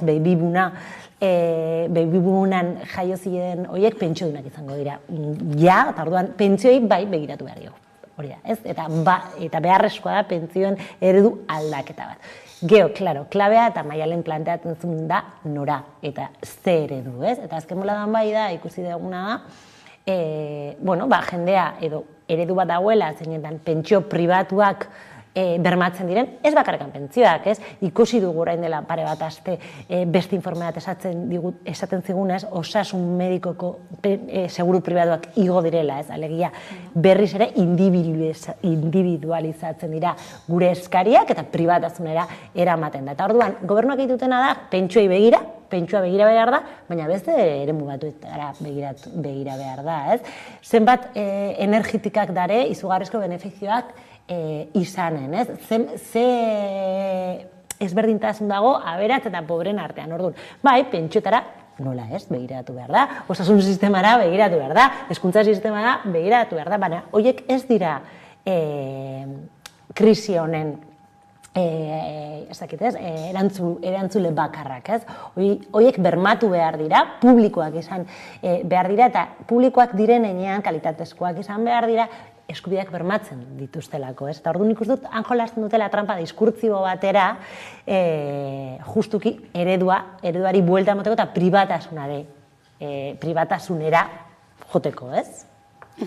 Eta horrelako proposamenak mahai gainean daudenean, ez? Batez ere erretiro adina luzatzearena edota kotizazio urteak handitzearena, baita ere betaurreko moreak jarri, ez? Eta emakumeen errealitateari bereziki begiratzea komeni da, ez? Egun badagoelako mahai gainean problematika hori, inoiz soldutapeko lanik ez duten, baina urteetan zehar lan egin duten emakumeek ez dutelako jasotzen behar besteko pentsio hori, eta baita ere sektore feminizatuak, ez? Zenolako zaintza lanetan eta bar, adin jakin batzuetara heltzea lanean oso gogorra delako. Bai, hala da, oso gorra eta gainera, nire ustez, jubilazioen adina igotzen danean, sektoreak begiratu beharko litzateke, ez? Ez da berdina zaintza lanetan ibiltzea, garbitze lanak egitea, edo besta ere fabrika batean egitea, edo igeltzeroa izatea, edo aldiz, igual enpresa baten egotia zure despatxuan lasai-lasai edo politikoa izatea, hortaz, hori bai ikusi beharko litzateke, ez? Eta gainera, batzutan ikusten da, ez, jubilazioa edo bai hezkuntza publikoa edo osasungintza premio bat moduan, baina eski ez da premio bat, da eskubide bat, eta da dugun eskubide bat. Eta hori kentzen dutenak da, hori erabiltzen ez dutenak, eta hori behar ez dutenak, hortaz, hori bai garrantzitsua da esatia, ez? Bai, ez da bai da, ez, fikzio ez da bai da bat, bada, ez? Ezke, klaro, etxebizitzarekin gauza bera gertatzen da, etxebizitzaren presioa gora bat, orduan sortzen da eztabaida da, jaitsi behar dugu, igo behar dugu, ezke etxebizitza eskubidea da, beraz, eztabaida ez da prezioa igo edo ez igo, eztabaida da nola bermatzen dugun eskubidea, ez? Pentsioak badira eskubideak, ez? Eta danak dakagu alboan pentsiudunak diren, eta nik harin ez pentsatzen demagun nire ama, bizitza sukaldaria, erresidentzia batean bizitza osoa sukaldatzen, temperatura zehatz batean, izugarrizko pisuak dakaten peroloak hartzen, eta benetan uste dugu, ez duela, deskantzurako, ez bakarrik eskubidea dakala, baizik eta beharra, ez? Eta ikusten dugu, ez, nola ateratzen, ikusten nire ama ateratzen dela leharrein da lanetik. Eta jabatzen dira, etxea, lan egiten du gehiago, berriz ere, etxean, zen berri ere emakumeak zaintza eta erreprodukzioa bermatzen ditugunak, eta gero hurrengo gunean berriz lanera, nekatuta dauelako, eta orduan, jubilazioa da eskubideat, baina ere lanean argi eta garbi eduki behar dugu osasun kalidadea. Ezin duguna da lan egin gaixotzeko. Eta hau, ere, eskubide bat bada, ez? Eta topatzen ari gara honekin, ez? Eta ia da ez dela gauza bera ofizina batean egotea, edo fabrika batean egotea. Hori ez duzan nahi, igo behar diogunik ofizinan dareni bere jubilazio adina, ez? Inolare, ez? Bilatu behar dugu ze behar ditugun, zen bizitza da bizitzeko. Ez, eta lana da, lanein behar dugu, tempuestuak orain behar ditugu, baina ez, gure asken urteak kalitate gabe bizitzea, ez dakit, ez zait bidezkoa iruditzen bide batez, beste aldagabe bat ipintzen dira, zenbat emakume jubilatzen dira eta orduan hasten dira bere seme-alabak zaintzen berriz beste lan berri bat, ez? Hori ere berbiratu beharko genuke. Ikusiko dugu gaurko greba egunaren ostetik, zer datorren Ipar Euskal Herrian Frantziar estatuan, eta baita ere Espainiar estatuak kontzen ari duen pentsioen erreforma horrekin, ea zenolako segida duen guzti honek. Gezalatuko dugu eta soakitetz izango dugu izpide gaurkoan ere, atzo berriro ere bildu zelako osasun saila, han zuzen ere Donostiako ospitaldeko buruzagiekin, luze jotzen ari duen eztabaida edo krisi hau bideratze bidean, 4 orduko bilera egin eta gero, dena den osasun sailak dio, bideratuta badagoela arazoa.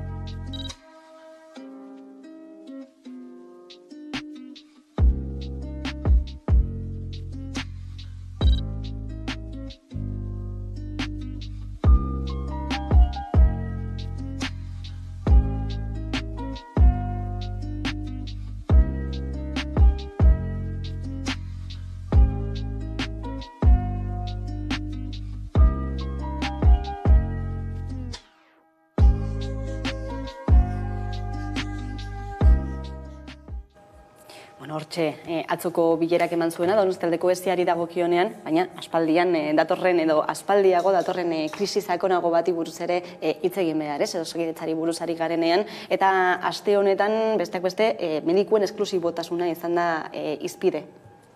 Bai, nik uste diferentziatu behar degula hemendaren eztabaida, krisi, borrokak eta delakoa, ez? Badaukegu, nik uste strukturala den borroka bat eta eztabaida logiko bat, eta da zein da Osakidetzaren egoera, ez? Eta hau sindikatuak oso ondo azaldu digute, ez? Egoera latza dala, momentuntan eta edozein pazientea ikusi dezakegu. Gero beste gauza bada Donostiako Osian gertatzen ari dena, abenduak 19 estanda entzun, baina ordutik nik bai egia da izugarriko eztabaida egonda, baina ez dakit ze puntura arte krisi bat dagoen, ez dakitzen bat bilera egon diren, gobernuekin eta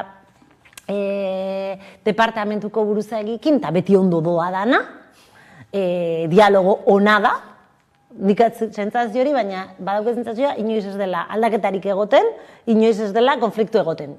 Orduan, ja, ni badukat sentsazioan gauza estetiko baten bueltan geratzen ari gala, igual justuki leno apaetzen nuen benetako gatazka struktural hori desbideratzeko nahian, ez? Eta gero dago 3. puntu bat, eta da medikuen esklusibitatearena, pixkat estanda indula Nafarroaren egoera dela, eta ez da hau, netzako oso eztabaida interesgarria da, eta saldu behar da, ez?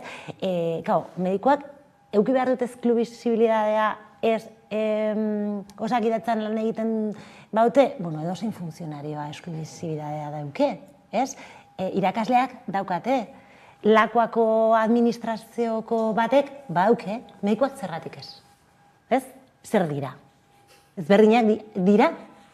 Ez? Orduan, nik uste hemen eztabaida badala, justuki zen olako kolektiboak diren erizainak ez dakate badakate esklusibidaderik, ez? Irakasleak baita, orduan, hemen dago, nik uste dut, muin oso interesgarri bat, ez? Eta ikusten ari gara egun, ez, gaur egun, zenolako lanak egiten dituzten, ez, bai pribatuan, zein Osakidetzan. Bai, hori da, askotan entzuten da, ez, niri pertsonalki pasau jat dentistan, ni txikien nintzenean, Osakidetzako dentistara faten nintzen, eta gero esaten zoztan, eta hause nire klinikan egingo dizut, ez, eta gero kobratzen dutzu aparte, eta hainbat medikoek hori egiten dute, ez, bere klinika pribatu euki, eta Osakidetzatik irten, eta pazienteako lana atenditu, ez? Eta hori niretako da pasada bat, ez? Supuestamente, zurinek esan dago moduan, zuzare zerbitzaile publiko bat, zuzare funtzionario bat, hortaz zegatxik nahi dozu gehiago kobrau edo zer. Nire ustez hemen arazoa dauta da zientziako hainbat pertsonak, edo zientzian dazen hainbat pertsonak, edo medikuntzan, edo osasungintzan, ez daukiela gizarte puntu hori edo gizarte nahi hori. Ni behintzat nire gertuko pertsonekin hori igertzen dut, ez? Osea, gu bare kasetariak oso sozialki konprometituak edo behintzat informatuak gare. Eta badaz pertsona oso argiak euren lanan kristonekuak diela eta superespezializatuak, baina eske gero gizarte mailan ez dakite edo badakite, baina ez dute implikatu nahi, ez? Eta hori behar da, ez dakit, igual medikuntzaren karreran edo pixkat irakustia ez legoke gaizki, ez? Ez da bakarrik zu aberaztu edo zu individuala moduan izan mediku baizik eta gizarte baten zaz, eta gizarte horren parte zare, eta langile bat zare, hortaz hori bai kontuan hartzeko da, ez? Esklusibotasunaren gaiaz aparte, ez? Osakidetzak bizitzen ari duen ahulezia prozesu horren gainean, ez? Murrizketak esaten dira behin eta berriro, sindikatuek bertan Osakidetzan lan egiten dutenek ere aipatzen dute, ez? Zerbitzuan ere antzematen da, gabezi batzuk badaudela, eta gero, ez? Konparatuta Donostaldeko Ezieko buruzagiekin behin eta berriro bilerak egitaren borondate hori badutela, ez? Bestalde, Osakidetzak behin eta berriro eskakizun batzuk mahai gaineratu dituen arren ez dagoela borondaterik mahai gainean esartzeko eta eskakizun horiek entzuteko hori diote Osakidetzako sindikatu gehienek, ez? Mahai sektorial hori alde bakarreko bat dela eta ezinezkoa dela bertan esertzea, ez dagoelako borondaterik entzuteko. Baita, kasuntan gainera zan behar da, ez? Patronala gobernua dela. Eta batxutan ez, dinot, beraz patronala da Euskal Herria, beraz patronala danok gea, orduan, erantzukizuna arez handiagoa da, ez? Hortze, badaude sindikatuak erakutsi diguten errealidade bat, eta datuak daude, ez? Eta datu gordinak daude, eta gero daude sentsazioak, zu deitzen duzunean, zure anbulotegira, oain dela baina urte bat, oain dela gehiago kostatzen zaizu medikuarekin hitzik, ja, medikurenera juten zaenean, medikura leharreinda dagoela ikusten duzu, ez? Eta izugarrizko jerak dituela ikusten duzu, eta hori justuki da, egoera latza dalako. Eta aldi berean ere, ikusten ari zara, aurrekontuak begiratuta, Euskal Herriko aurrekontuak begiratuta, zuela igo, zuela asko igo. Baina gogoratu behar dugu, kurtso hasiera politikoa zizenean, Urkulluk bere lehenengo diskurtso horretan, ateaintzala esanez, osakidetzarako izugarrizko plan bat mahai gainean zekala, ez? Batez ere lehenengo arretara eta osasun mentalara begira. Eta gero profesionalekin hitz egiten duzu, eta osasun mentalako zerbitzua guztiz desegin dago, eta lehen arreta lerrein da. Orduan hemen kontradikzio diskurtzio bat badago, nork esaten du egia. Eta bueno, ez dakizue, baina ni ospitalara jo naiz behin baino gehiagotan, ni nire medikura juten naiz behin baino gehiagotan, eta badaukat sentsazioa hemen egia sindikatuak esaten dutela gobernua baino. Eta berriz ere hau da borondate kontu bat, ez? Dirua badago, dirua AHT egiteko badago. Ez, dirua badago, gauzatako, hemen eztabaida da, zertarako nahi daun eurura, eta nora bideratzen dugun dirua, ez? Eta berriz ere, lehen osan dugu, baina, seguru pribatu medikoak, igo dira, ez da kasualitatea, dena interkonektatuta dago, ez? Eta esan beharra dago, ez? Osasuna klase aldagai oso zehatz bat daka, ez? Osakidetza eta osasun bidea privatizatzen badugu, argita bargi ikusiko da nori egingo dion mesede eta nori egingo dion kalte. Bide batez, emakumei bideratutako zerbitzuak guzti horiek gehienak privatizatuta daude, ez? Euskal Herrian dakagun zerbitzurik privatizatuena abortuarena da. Ez? Eta eskubide bat bada. Eta hor da kasualitatea. Hau da, eredu zehatz bati erreferentzia, ez? Orain, Euskal Herrian, tamalez, osasuna negozioa da batzuentzako, ez? Eta dena den hori ez da onartzen ari Eusko Jaurlaritzatik, autokritika hitza bai atera da lehendakariaren ahotik ez, baina inoiz ez dute esan plangintza hori mahai gainean dagoenik, ukatzen dute, esaten dute epe luzerako kontu bat dela, horretan dabiltzala, inoizko horrekonturik handiena egin dutela honetarako ez, baina ikusten da alde handia dagoela Eusko Jaurlaritzaren hitzen artean eta gero praktikan ospitale batera joaterakoan edo gizarteak duen sentsazioaren artean. Alde handia da deskonexio handia agian ere. Bai, hori da, ez. Urkulluk autokritika izan zuen gabonak baino lehen, baina gero ikusi dugu gabonetan zehar, ni, gabonetako gaban, urgentzietara fan nintzen behar nintzen, eta kristoneko kolapsoa zauen. Hortaz, ze da autokritika, bera, esaten dauen, ez da urgentziak ez da beteta, baizik eta komunikazio falta bat dago.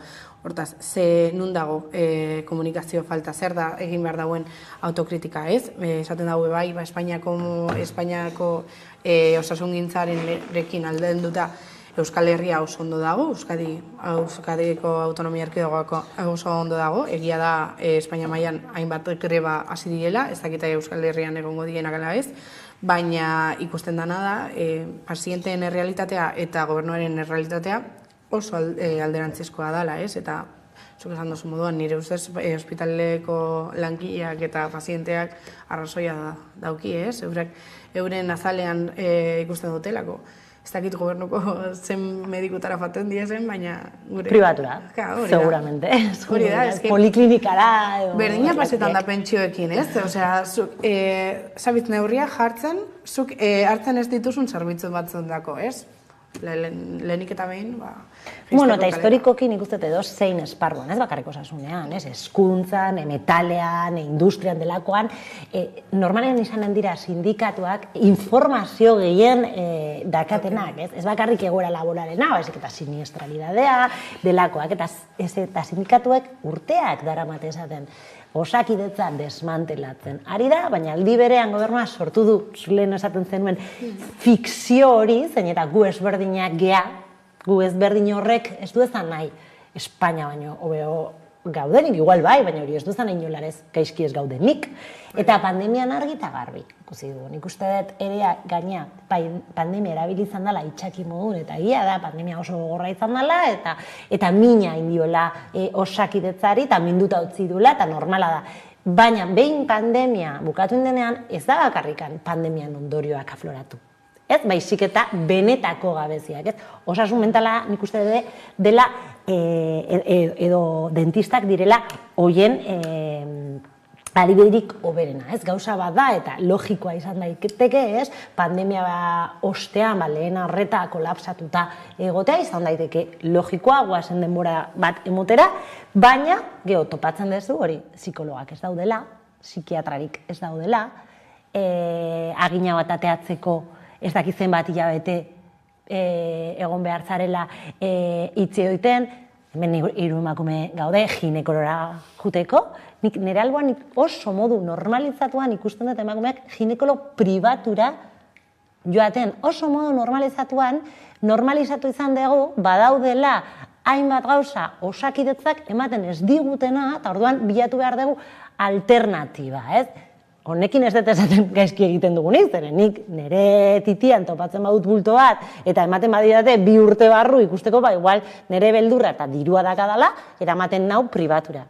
Baina, ezin dugu hau normalizatu. Hau sortzen du lehen mailako eta bigarren mailako pazienteen jerarkia. Eta hau, demokraziaren gabezi bada, eta ez dago besterik. Hemen utziko dugu, Osakidetzaren buruzkoak bestela solasaldi guztia emango dugu honen gainean hitz egiten. Gai alaiago bati helduko diogu. La Sinsorga kulturguneaz ziurazki entzun duzue dagoeneko. Hilabete batzuen buruan Bilbok izango duen espazio feminista berria da, La Sinsorga, izeneko proiektu hori, kulturgen feminista izan nahi duena, topaleku bat Bilboko Alde Zaharrean kokatuko dena, eta esaterako kultura, baina baita ere kultura feminista bultzatu nahi duena, pentsamendu feminista, hausnarketarako gune bat izan, eta hainbat jarduerak sustatuko dituen espazioa. Irantzu Barela eta Andrea Momoito kazetariak bultzatu dutena, eta Dorleta Urrutiak ideak ere, emango dizkigu honen gaineko xehetasun guztiak. Kaixo, Dorleta? Kaixo, arratsaldeon. Bueno, azbaitezen hasieratik, askok segurazki dagoeneko dutelako honen berri, baina beste askorentzat berri ere izango delako, ez? La Sinsorga izena zergaitik? Azkenen, La Sinsorga Bizkaian asko erabiltzen den hitz bat da, ez? Eta beti erabili izan da, ustez, formalak ez garan, edo ondo portatzen ez garan honeiri deitzeko, ez? Eta egisa da, askori deitu duzku, La Sinsorga beti danik, ez? Eta gaztetatik. Eta benetan uste du gure espazio hau definitzeko oso izen aproposa dara. Etxe bat ez dela izango, ez bestelako gauza bat izango dela. Zenolako ardatzak jorratuko ditu? Hori da, gure ustez emakumeen etxea aldarrikapen bada. Eta hori lortzeko borrokan gabiltz. Orduan, benetan uste du hori erantzukizun instituzionala izan bidala, ez? Orduan, hau beste modu bateko espazio bat izango da. Azkenean, kulturgune feminista bat izango da, lehen komento duzun moduan, ekintza ezberdinak egongo dira, pentsamentu feminista hau apur bat bultzatzeko, ez? Eta modu hortako ekintza ezberdinak izango dira, bai irakurte taldiak, bai musika apur bat, beste nola baiteko hitzaldiak, baina apurtxo bat beti planteatzen pentsamentu feminista hori bultzatzera begira. Dorleta, ez dugu aipatu oraindik, baina ironikoa ere badelako, ez? Non kokatuko den, zehazki, La Sinsorga izeneko espazio feminista berri hau, Bilboko Alde Zaharrean bai, baina emazte gai soineko denda zahar bat izandakoan, ez da? Bai, hori da. Azkenean, interesgarri da baita, olako espazioa sortzea, zela bait oinarte, hetero arauak edo maitasun erromantikoa presenten egondan espazio baten, ez? Eta, guri olako espazio bat, kultura feministaz betetzia, sekulakoa pentsa deixako, eta oso proiektuan gai garrantzitsu bat izango da gainera, proiektuan inguruan dokumentaroa da bai sortzen gabitz, Alborde Filmseko gure lagunekin, eta denda izatetik, espazio kultural feminista bat izateko transizio hori dokumentalan gaian parte handi bat izango da. Dokumentala aipatu duzu, baina espazioa bera, noiz aurreikusten duzu, ateak irekitzea, zinputotan dago proiektua? Ontxe bertan dakuna da maigainan papel pila bat. Eta hortxe gabetzez, papel honeik atara guran. Ideia aldik eta askarren. Denboratxoa jagoia zontan lanian, eta ja irrikan gauz, ze gentiatik jaso duen erantzuna oso positibo izan da, eta irrikitan gauz eurekin ja espazioa zabalik eta bere osotasunean elkarbanatzeko, ez? Baina, bueno, esatutzen modan, ontxe bertan gauz, maixa papeles beteta. Eta espero dugu laster Bilboko kaleetan elkar ikustea, eta Lasinsorga espazio berri hori harrera ematea ere. Eskerrik asko Dorleta, aurrengo arte. Bale, zuei, agur. Bueno, Lasinsorga, ez baitut dituzte zintzorgak? Niri ez, baina nire Gipuzkoako sortaz. Eta zu Arabarra, ez da? Bai, namunak ezatuntziana. Bai, Zintzorga bat zea. Eta bai, bagara hori. Eta niri izugarri gustatzen zait horrelako prozesuak, ez egiten dugunean, insulto bezala erabiltzen diren hitzak geure ganatu ditugunean, ez? Boiera, marikon, queer, gorda, olakoak erabiltzen direnean egitzait, politikoki oso interesgarria dela ibilbide hori egitea, zen justo insulto bezala banalizatzen dezu, eta orduan erasotzaileri eusten diozu tresna barik, ez? Hau esan da, ni ilusio handiz ikusten dut Zintzorra askotan nago Bilbon, orduan asko jongo naiz, egunen batean bertan egin beharko dugu kasetari feministen kedada bat ere, hortze egon bidapena Zintzorgako lagunei ere, baina bai, ez, beharrezkoak dira horrelako espazioak, egia da berak esan duna, eta oso importantia dela, ez, emakumeen etzea aldarri bat da, Bilbo ez dauka emakume etzerik, Donosti badauke, Gasteiz badauka, beraz hortze ere Bilboko udalak pentsamendu bat egin behar dio eskari horri, baina ze importantia da, ez, gizon zizen gabeko guneak, ez, batzutan insoportablea delako eta itogarria delako, ez, patriarkatua, eta horrelako gunek sortzea ez bakarrikan eztabaidatzeko baizik eta dantzatzeko, gure horretan ligatzeko, musukatzeko, edateko eta delakoak egiteko, nik uste dut ere egiten dugula gure bizitza bizigarriagoa, jakinda zein gogorra den patriarkatua, ez? Sortzeko prozesu betean, Zintzorga espazio hau, aurreko urtean, ez, esan zutenetik, eta zu Maialen hastapenetatik segitu duzuna. Bai, hori da, guri gonbidatu gintuzten, eta dana zira-ziratik ikusi izan genuen, nietako Irantzut Andrea die super ausartak, euren ametsa egi bihurtzen ari dielako, eta gainera prozesua, ez da bakarrik gune feminista bat, baizik eta prozesua hasiera osotik izan da super feminista. Saiatu dira, bilatzen igeltzero emakumeak, dana, eta oso zaila da, eta niri izan zeidaten, oso zaila da topatzia emakumeak sektore horietan, baina ez dakit nondik, baina atera dituzte, gero hainbat proiektu eta eramaten dute, eta dana nahi izan dute emakumeak egitea, eta horregatik igual zertxo bait ari dira eta ardatzen, baina nietako merezi da hau, ez, halako konpromesua egitea, eta hori dana bultzatzia, eta, jentia animatzen nahi dute, crowdfunding bat daukie, eta garrantzitsua izango litzateke bertan parte hartzia, eta ez dakit noiz, baina ikusiko dugu azkar, edo alden ainean azkar, zer lortzen duten. Justo hori oso importantea dela zuk oain planteatu desuna, ez? Prozesua bera emakumez egindakoa dago kasetariak geha, eta askotan entzuten dugu, ez? Reportajat irakurtzen dezunean, ez? Eta bakarrikan gizonen iturriak dauden azte tipikoa dan, eske emakumeak ez dira animatzen, eske ez daude emakumeak, eske asko kostatzen da, eta behia, hemen daukagu proiektu bat, bai, ia da, asko kostatzen da, baina hortze dare, ez? Orduan, emakumeak bagaude esparru guztietan batzutan ez digute usten egotea. Anekdota moduan, euren dokumentalan, ardi bat behar zuten, ez dakit ardi bat edo kabra bat, ez dakit, baina ez duten topatzen emakume baserritarrik gidatzen dutenik eta ardi bat justo Bilbora ekartzeko permisua daukienik. Hortaz, ez dakit askenean, dokumentala ez dut ikusi, ez dakit askenean lortu duten, ala ez, baina hain zan euren nahia emakumeak dana guztia izatea, oso erraza izango litzateke baserritar gizon bat deitzu, eta kotxia eta kamioia edo ez dakizek, eta ekarri animalia ona, baina ez nahi zuten dana guztia emakumeak egitea, eta lortu duten dokumentala ikusiko, baina Bai, alasterra daukagun aukera dokumentala ikusteko bai, baina baita ere Lasinzorgaren espazio berri horretan parte hartzeko. Eta noski, nola ez, denboraldia, seguraldiaz ere hitz egingo dugu gaur, nola ez, lurraren maitalea zarete, ala beroaren maitaleak? Ba, ni nagusia egiten nean, elurra gutxiago maitatzen dut, osea, gogoratzen az, ez txiki eta, bueno, ni urtaria bedatzean jaio nintzen, eta ja jaio nintzen elur baten, baina eta txikitan beti oso ondo bizitzen dozu lurra, ez, baina gero nagusi zarenean, honi etxean lan egiten dut, hortaz ez dut eta inbesteko problemaik, baina...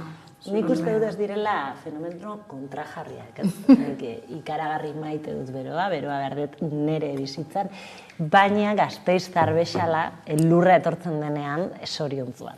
Eta elurra behar dut, eta aitortu behar dut, beti dakidanean elurra etorriko dela, zaiatzen naiz Gasteizen egon, naiz eta honetan, 2 egun Gasteiztik kanpo daramadan, eta oso aizki basatzen ari naizen, baina izugarri gustatzen zait, altzatzea eta elurra ikustea lehiotik, ez? Eta, bueno, elurra normalizatuta dakagun jendea, edo gure hirietan ikusten duguna, nik ustete harreman berezitua dakagula elurrarekin ara. Bai, esan behar da, urten oso berandu etorri dela elurra, ez? Gasteizen beti esaten dugu elurra etortzen dela Durangoko azokaren bueltan. Ez normalean lehenengo elurtea eta begira noiz etorri da. Beraz, hori ere erakusten digu, ez, dakagun aldaketa klimatiko, energetiko horren ondorioak, ez, bero asko, hotz asko, polarizazio klimatiko handia, ez? Gasteiz izpira zuzen ere, Gasteizeko lantalan ibili da egunotan, eta kalera ere atera dira, jendeari galdetzeko, elurra maite duten, ala bestelako eguraldi bat edo bestelako herri batean ere bizitzeko nahi baldin badute. Gasteizen elurra San Prudentzio eguna bezala da, ohitura bat, eta urtero 2 talde sortzen dira, elurra maitatzen duen jendea eta gorrotatzen duena. Baina aukera izango balute, beste hiri batera bizitzera joango lirateke? Bai, asko. Elurra asko gustatzen zait, eskiatzen dudalako. Asko gustuko dut, bai. Hori egiten duenean, pixka bat, tristeza de baino, elurra egiten duenean, posik zaude, ez dakit, dena oso poitxa dago, ez dakit. Askoz divertirgarriagoa da. Bai, unibertsitatera etortzen naiz, 3 urte daramat etortzen, eta urte hori ikusten hemen elurra, eta asko gustatzen zait. Bai, superpolita da. Hombre, bolaren bat dago handik, baina ez dakit. Elur gehiago egiten badu, agian elur muñeko bat egingo dugu, baina oraindik ez, oraindik bakarrik bolazko peleak. Oinez, zere, nik bizikletaz joaten naiz, eta orain ezin da bizikletaz joan. Normalean oinez juten naiz, Gasteizo txikia da eta leku guztietara oinez jun zaitezke. Gure autobusa ondo iritsi da, 9:00 eta 4:00 atera da, eta ez dugu arazorik izan. Ez ere, bizikletaz joateko edo arazoak, goizetan egoten dela bidegorria pixka bat elurtuta eta, baina bestela ondo. Lanera etortzeko arazoak izan ditut kotxearekin, baina, Koinez. Edo oinez ere bai. Baina... Zetorri zarete? Elurra da. Bakarrik bera. Ez me caído 2 veces. Erorira. Bitan. Erorizara? Bai. Gasteiz gustatzen zait. Ez dut uste. Agian bai, baina ez dakit. Baina eguraldi ona, agian Sevilla edo Cádiz, eguraldi horiek. Hombre, agian eguzki gehiago egiten duen hiri batera, baina ni hemen ondo nago. Gustatzen zait.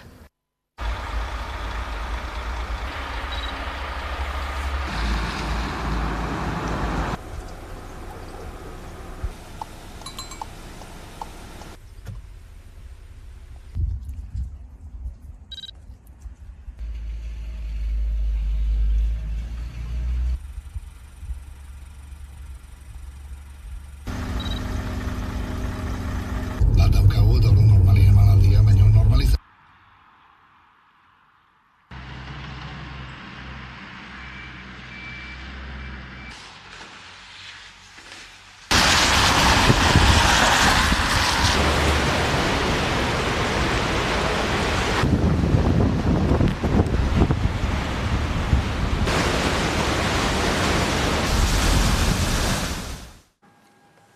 hortxe monetaren bi aldeak, ez, elurraren postasun hori, golden, kezka baita ere, baina barregarri, ez, izan da kale galdeketa hori, edo nolako, eta mota guztietako erantzunak jaso ditugulako Gasteiztarren partetik. Hori da, pasetan dana, ez, batzutan esaten dugu, ez, Euskal Herrian ondo gaz, baina eske gero Sevillera bateka, bueno, niretako Sevilla asko guztian, pero... Ba, igual bai, ez baina bero asko itxen da baina ni, Kanariaru artetan, asko gustatuko litzaidake bertan, baina, bueno.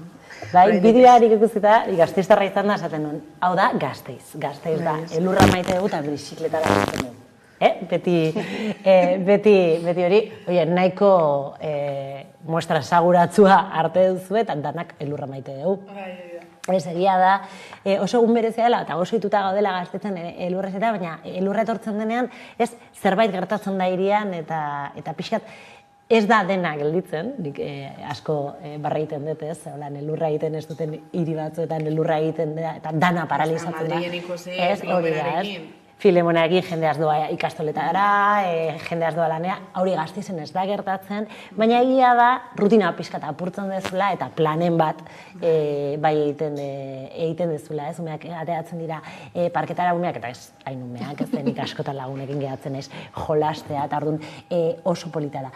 Egia da, eta hau esan beharra dago, ez, elurra etortzen denean, hotxa etortzen da, ez, eta etxe askotan ezin dela kalefakzioa ipini, edo nik adibidez badaukat, eta nik honekin beti oso tematia naiz, baina nik daukat etxe bat leio oso sarrak dituena, eta orduan, ez, hotz guztia juten da leiotik, eta orduan, ez, pobrezi energetiko hori, ez, irudiain polit eta bukoliko horren beste aldea ere badala, ez, orduan, hori ere erakutsi behar da, eta gero, hemen dago oso eztabaida lokala, eta hauteskundetan ere inzidentzia dauka, eta elurra etortzen denan lehenengo egunean oso polita da, eluna, baina gero, dana beltza egiten da, eta izotza sortzen da, eta ez da kasualidadea zein polita dagoen erdialdea, eta nola dauden auzoak, ez?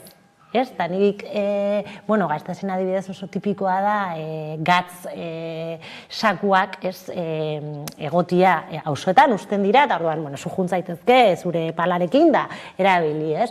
Eta batzutan badaude oso batzuetara ez direla llegatzen gatz horiek, ez? Eta orduan hori ere erakusten digu ze importantzia dauke ere udalak, justo guzti hori prestatzeko, eta nola berriz ere lehen mailako eta bigarren mailako bizilagunak ditugunik, ez?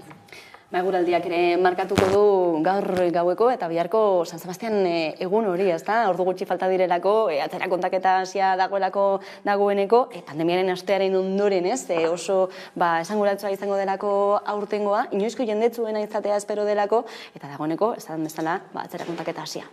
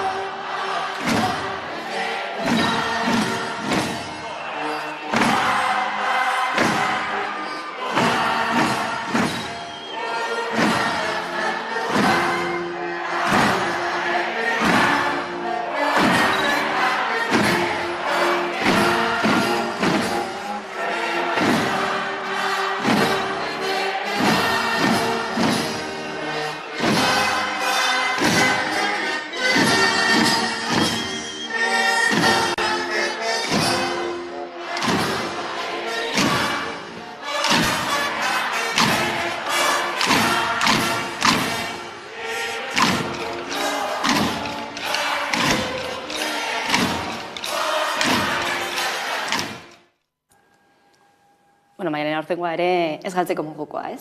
Gustauko jaten fatia, ez dakit fango nozen ala ez, plana irten zait Gasteizen. Baina, saiatuko naz, igual, jarraitzen hori seguro.